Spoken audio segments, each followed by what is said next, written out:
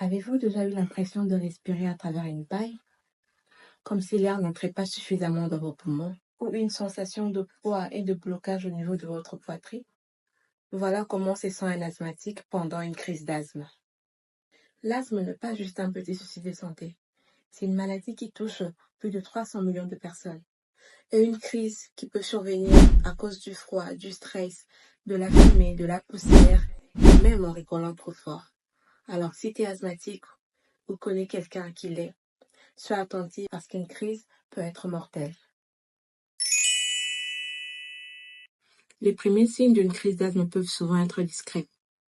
Après un effort, un fou rire, un long moment sans manger, une exposition aux allergènes et aux irritants, les minutes qui suivent peuvent être caractérisées par des picotements de la gorge, des éternuements, une toux sèche, ensuite l'essoufflement et l'oppression thoracique. Si vous remarquez ce genre de symptômes chez quelqu'un, au bureau, en route ou dans votre entourage, vous devez essayer de la rassurer du mieux que vous pouvez en lui parlant.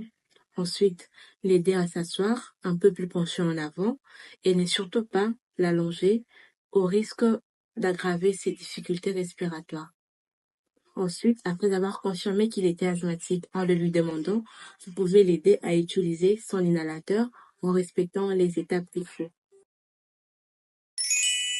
Premièrement, il faut vérifier la date d'expiration de la ventoline. Ensuite, enlever l'embout, secouer le médicament et vider ses poumons en expirant profondément. Ensuite, placez l'embout dans votre bouche en s'assurant de bien fermer les lèvres autour, puis appuyez sur le médicament en inspirant profondément en même temps. Ensuite, après l'utilisation du médicament, vous devez bloquer votre respiration pendant 10 secondes. Après, vous pouvez respirer normalement. Après l'utilisation du médicament, il est conseillé de se rincer la bouche. Vous pouvez utiliser l'inhalateur à 3 reprises avec intervalle. Et si au bout de ces 3 utilisations, la crise ne disparaît pas, alors c'est une crise sévère qui nécessite une prise en charge en urgence en milieu hospitalier. C'est vrai que l'asthme est une maladie chronique, mais il est possible de prévenir et réduire la fréquence des crises. Pour cela, il faut identifier, éviter voire éliminer les facteurs qui déclenchent ces crises.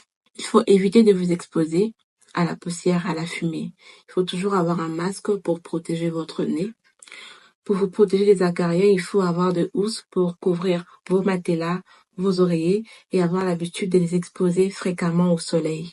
Et aussi vérifier la présence de certains conservateurs dans certains aliments, tels que les sulfites, dans les bières et le vin.